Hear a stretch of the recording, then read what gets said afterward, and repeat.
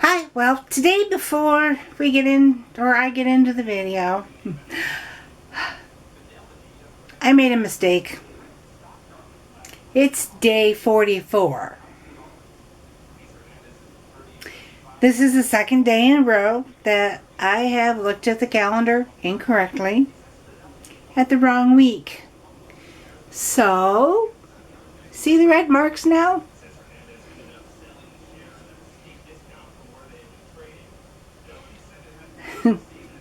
My fix. So, yeah, it's day 44. I said day 37 twice, but just know it's day 44.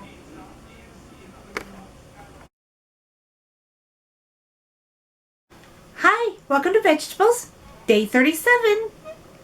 And today was the first day of the Truth About Weight Loss Summit. Didn't catch all of it live, but did rewatch most of what I missed. So I can talk about that in a minute.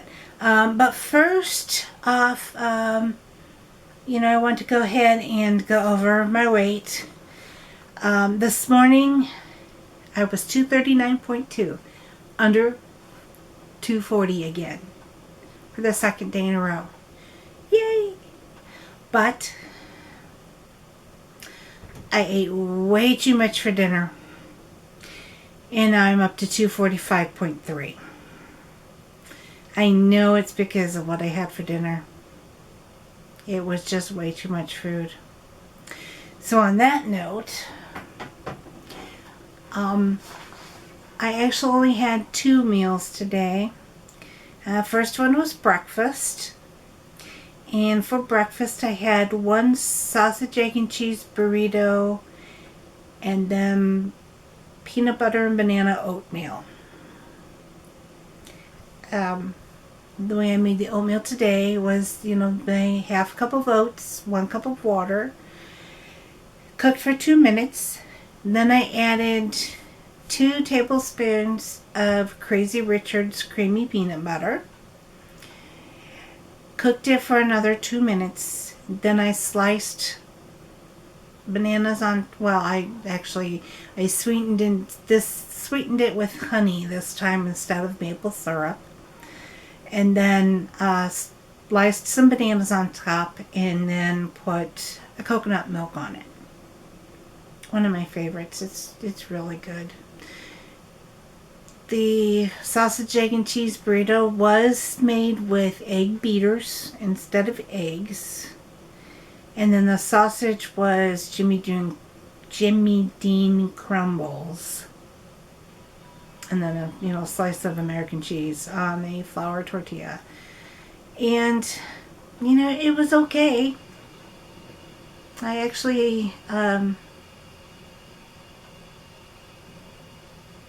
wanted it hotter because it had cooled down while I made my husband's burritos. So I stuck it in the microwave and I overcooked it, so it really wasn't that good. But that's what I had. And then I started the weight loss summit. Skipped lunch because I was watching the weight loss summit. The only thing I had was the chocolate cupcake Luna bar. And then for dinner, I ate at home. And I made taco soup. Now, taco soup itself is not, in and of itself, an unhealthy food. The most unhealthy thing it has is the taco seasoning. I make it without meat, and I make it with vegetable broth instead of beef broth. But then I add cheese, sour cream, and tortilla chips. And so, in essence, I take a really healthy food and make it very unhealthy. So, I don't want to give up the taco soup because it's really good and it's healthy and it's very filling. But I need to cut out the dairy and the chips. and I need nuts, and I need to not eat 2 bowls, because that's how I overate, is I ate 2 bowls.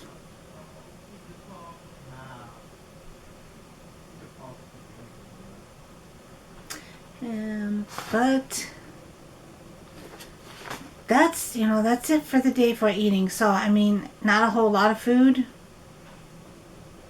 just too much of what I did eat. Okay, so then, what did I get from the weight loss summit today? Most of it, I pretty much knew everything. For instance, you know, why do we eat? Because we need calories, water, protein, fat, vitamins, minerals, fiber, and phytochemicals. Now, the phytochemicals are found only in fruits and veggies, but I knew that, so I didn't really learn anything there. And I believe this was Dr. Furman. And then,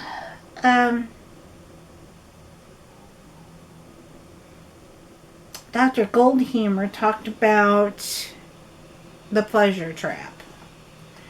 And, he talked about how highly processed foods have salt, oil, and sugar, which are pleasure mechanisms, and they cause us to overeat.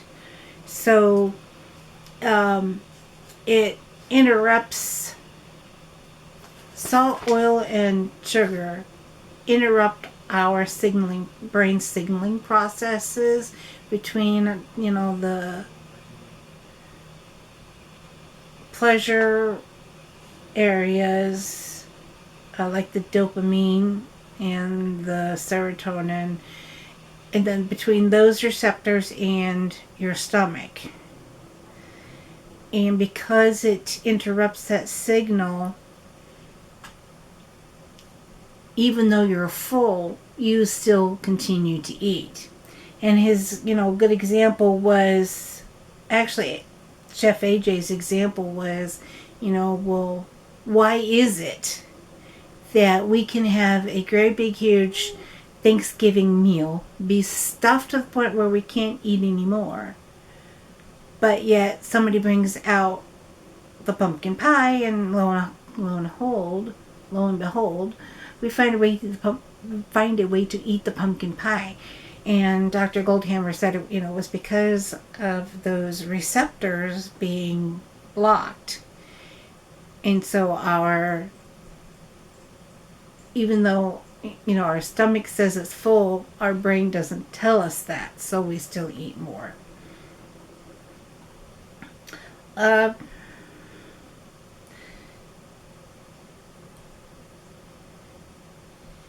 then, of course, like we all probably know, the foods we avoid would be like animal foods. And then the other one is highly processed foods. But we need to include fresh fruits, raw and cooked vegetables, raw nuts and seeds, and then complex carbs like potatoes.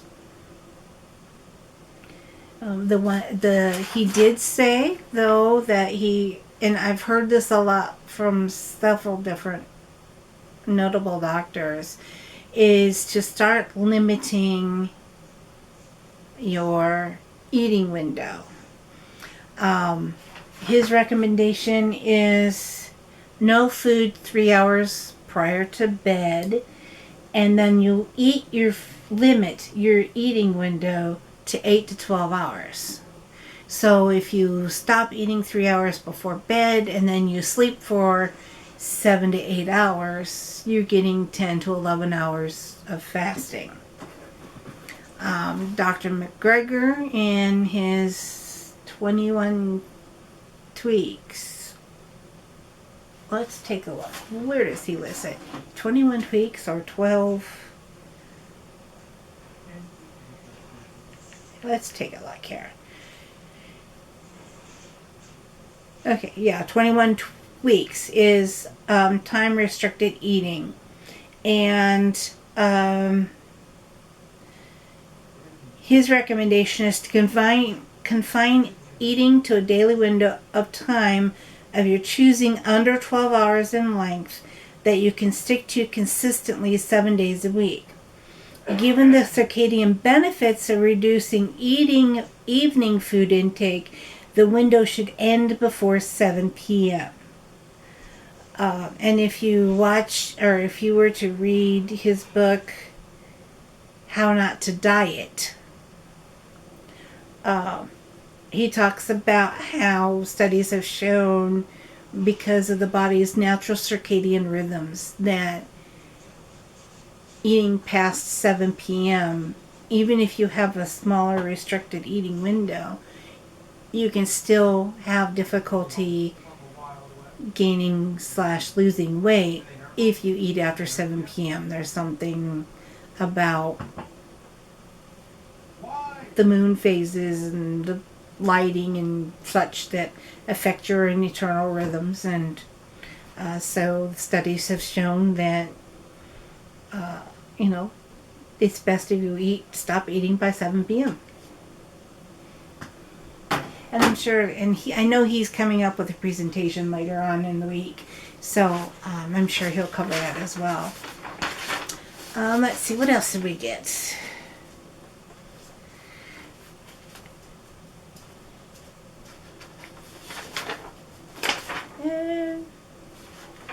And then Dr. Furman recommends, that, I'm looking to see,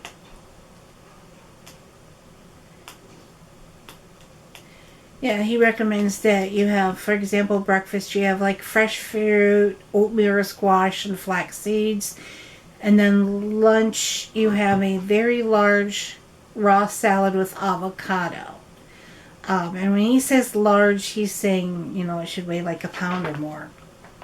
And then some steamed vegetables, maybe a baked potato. And then dinner, you have another large raw salad, steamed vegetables, and either grains or beans.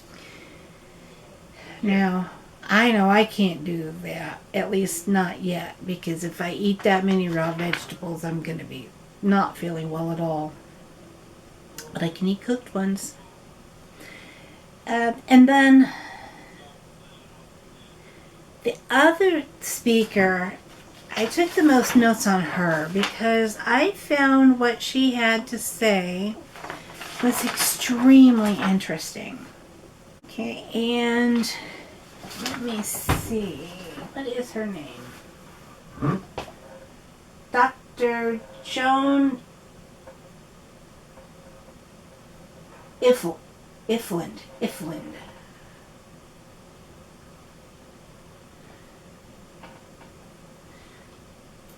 This is. You probably can't see her. No, you can't see her. But her presentation. Let's just turn that over right now. Her presentation was about how come we're addicted to food. She spent the majority of her career studying food addiction. And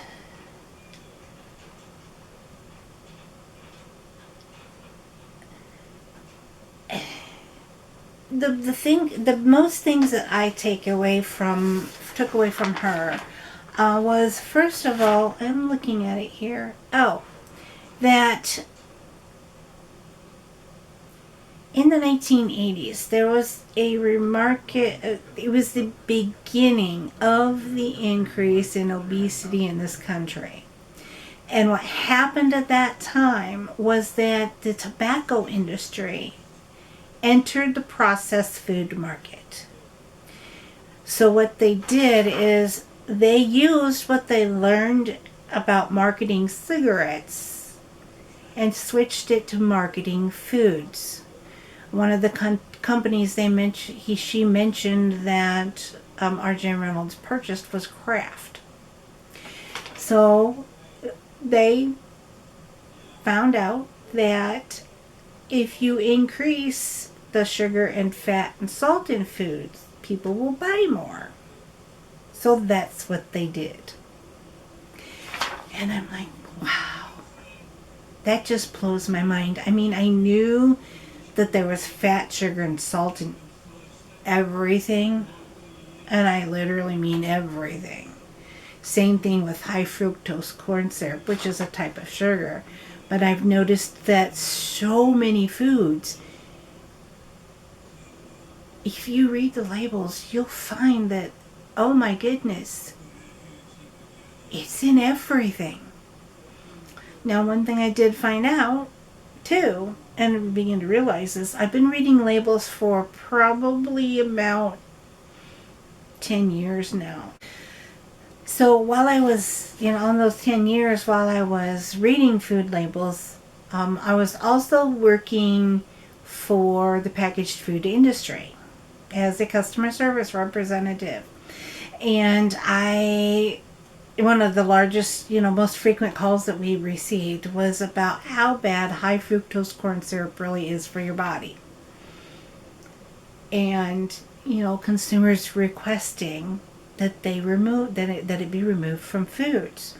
Well, in about the last, I'd say 5 or 6 years, I've been noticing, it's getting removed from foods. It's being replaced with cane sugar.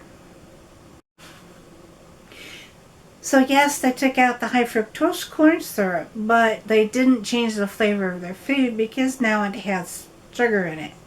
Oh, and sugar's all natural, so it's better for you. No, it's still processed. That wasn't in the presentation. That's just from my own personal work experience and what I've seen over the years within the food industry. Another thing that Dr. Furman had talked about is the fact that animals get growth hormones. Well, the government has mandated that you can't use growth hormones anymore, so they don't do that. But what they have started doing is putting the hormones in the feed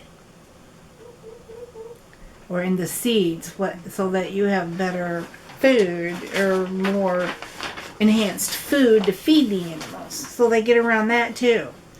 And then also antibiotics, because antibiotics in foods have been found to cause resistant bacteria. And of course, we all know that animal foods have bacteria in them. And you can find the foods that say no antibiotics ever. Well, that doesn't mean the food manufacturers stopped giving their animals antibiotics, because it's just not. I mean, if a bird, it's especially in the birds, if the birds get sick, they have to give them antibiotics to keep them healthy. So they keep the flocks separate now, and so they have the antibiotic-free flocks. So then they use those flocks to package them a certain way so that they can say no antibiotics on the packaging. But the animals that they do give antibiotics to, they put it in something else that isn't marketed as no antibiotics. Especially the processed food, like your little frozen dinners or your processed chicken nuggets or your non-organic stuff. Okay, so it's organic, you get my point. But then the other thing that just really piqued my interest with Dr. Ifland is that she said that your brain responds faster to sugar than it does cocaine. I'm like, what? That means cocaine is, or sugar. Sugar is more addictive than cocaine. And her example is that, children get hooked on sugar in 5 to 7 days. So yeah, that's faster than cocaine. Faster than someone gets addicted to cocaine. And she showed brain images of the dopamine receptors in the brain. And the receptors in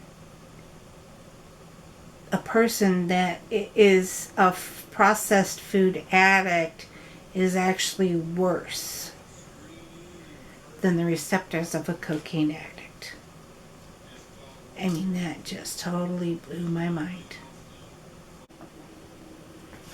Okay, sorry, my battery was dying, so I had to change it real quick. So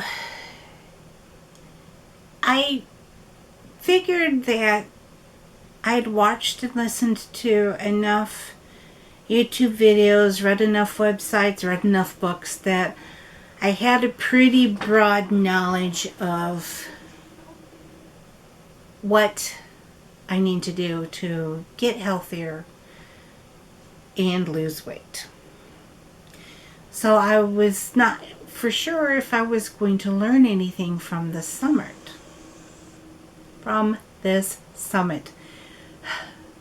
If only I could talk. So I was really surprised, at least by Dr. Iflin's presentation, that I did actually learn something. So on the positive side, Scott and I did have a long discussion this evening about what we need to do. And it's not going to be easy. But I do think that we both are finally on board to really start changing what we eat and how we eat.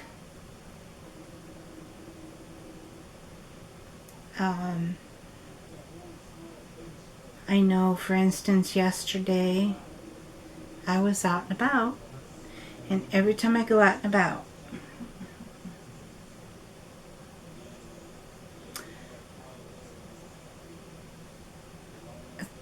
Scott will ask me to get some food. And yesterday I told him no, and he accepted it.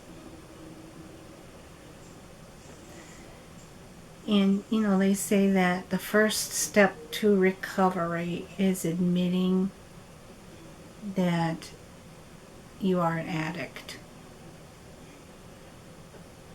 And we both admitted that tonight. We are definitely food addicts, processed food addicts.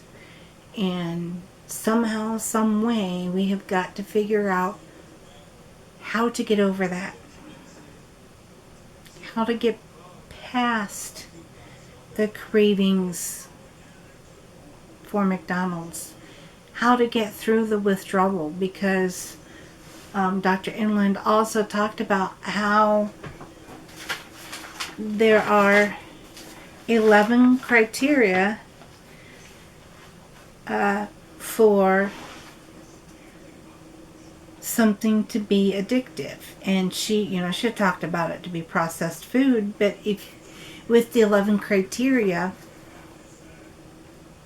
if you think about anyone who has an addiction, it all applies.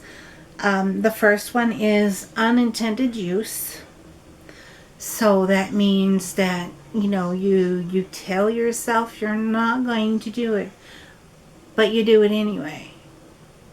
My latest example would be yesterday when we had McDonald's for breakfast. Or the day before yesterday. I told myself I'm not going to order myself anything. I'm going to have oatmeal. Told myself I was just going to order it for Scott and my grandson. So I sit down. I get their food all picked out. And what did I do? I started looking at the sandwiches, looking at the calories, and ordered myself 2 Egg McMuffins. And I justified, just like in my video, I justified doing that because it was the least caloric sandwich on the menu. You know, I should have had my oatmeal. So that was the unintended use. The next one is a failure to cut back. So I tell myself, no, I'm not going to go out to eat. But then I do it anyway. Well, I mean, that's unintended use, but, instead of saying, well, I'm only going to do it once a week, next thing I know, I've done it 3 days.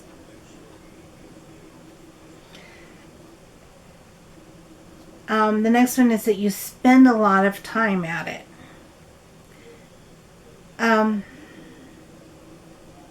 I spend a lot of time learning about eating right,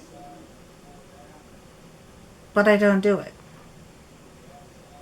I spend a lot of time trying to figure out what I can and can't eat.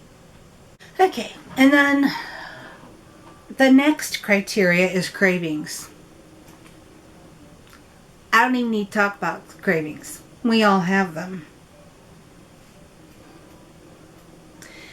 And the next two kind of go hand in hand.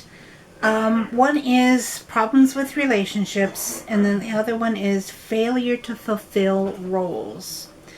With both of these, a lot of times you don't do it because you're just too tired, you're not thinking clearly, you don't feel well. So with relationship problems, it's you don't talk to people, you don't socialize. When you when you live with someone, you're a lot more irritable, less willing to work things out, talk things through. Failure to fulfill roles. I'm struggling with that right now because, if the dishes is a good example. Part of my role in life is that, do the dishes, or do the laundry, or do the vacuuming, or cook dinner.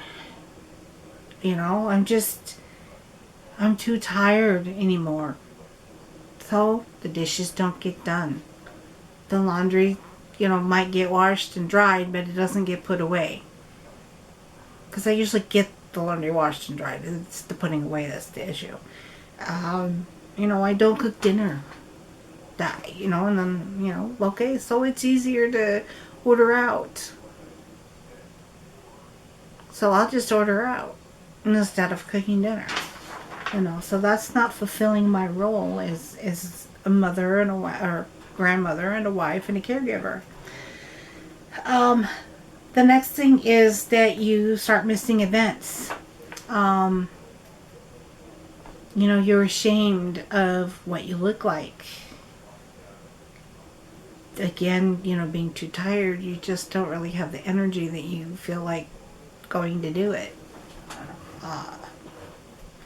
Right now, of course, a lot of events aren't happening because of COVID, but an example for me is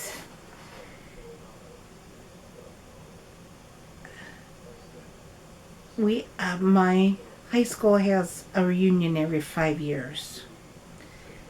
And this last one, the one last year, no, 99, it was in 99.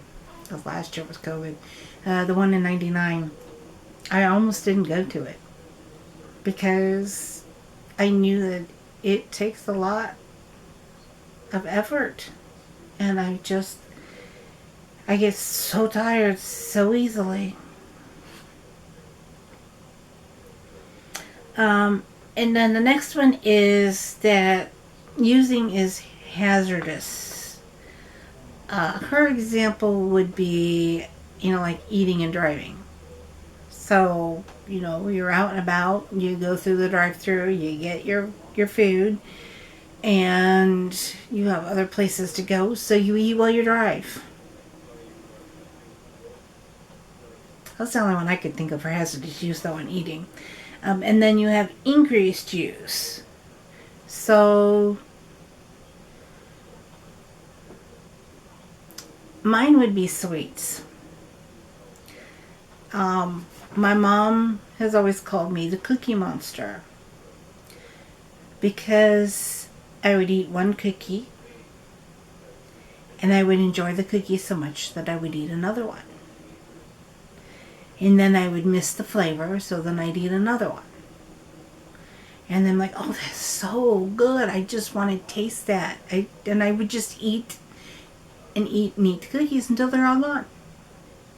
My husband does it with potato chips. He's notorious. Well, he doesn't do, he does control himself now.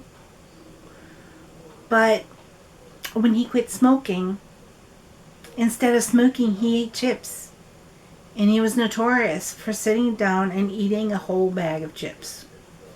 Well, guess what? He bloomed up to, 350 pounds. And then the last one is that you use your addictive substance despite knowing that it causes you harm.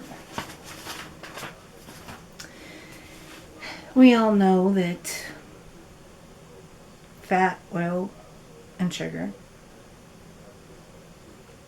cause a myriad of chronic diseases.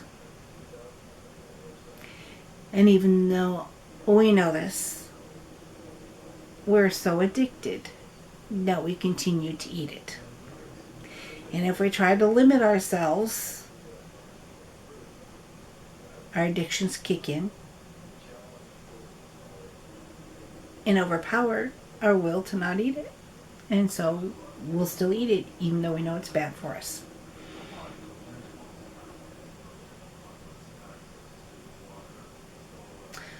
And I definitely struggle with that. I mean, if there was a way that eating fat, oil, and sugar, or oil, wait, no, it's salt, oil, and sugar, SOS. If there was a way that eating those three things would cause the pain that citric acid and cinnamon and extremely tart foods, acidic foods, caused my interstitial cystitis pain, it would be a lot easier to not eat salt, oil, and sugar. And I believe that I'll get there someday. I just have got to stop eating them. But in the meantime, I have to go through the withdrawal. And that's not easy. It's just like with coffee. I know I should not drink it because I know that it aggravates my reflux disease. But because I take the pill, I have very little symptoms from it. So then I'll drink the coffee anyway because I'm addicted. Because if I don't drink it, then I get a really bad headache.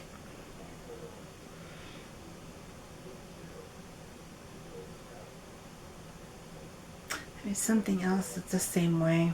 I was just thinking about, very similar to a diabetic who artificially lowers their blood sugar and A1C by taking pills, but still continues to drink the sugared soda, still continues to smoke the cigarettes, even though they know that those cause the diabetes. They still continue to smoke and consume the sugar, and they think that they can because the pills will take care of it.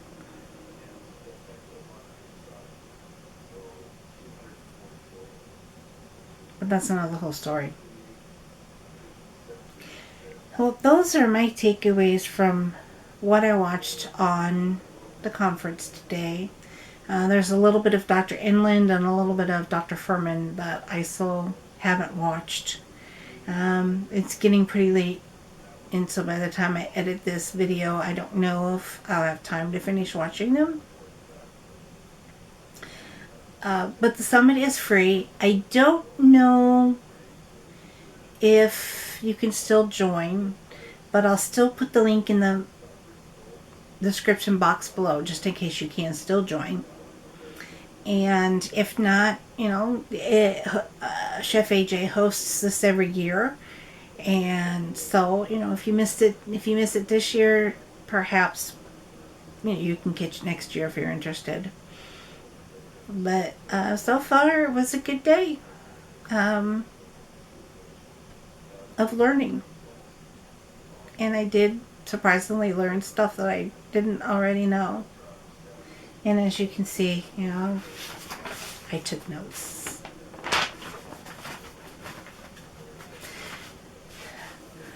So, if you are enjoying these video diaries on a daily basis, let me know. If you don't, let me know. So give me some comments. Give me a thumbs up, thumbs down. Be sure to hit the subscribe button and the notification bell so that when I upload a video, you'll be notified when that video becomes live, and you'll know that you'll be able to watch it. And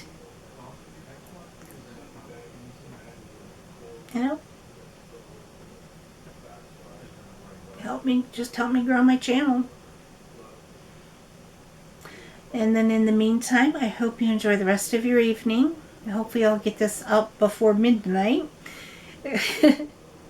And I think I did say it was day 37, so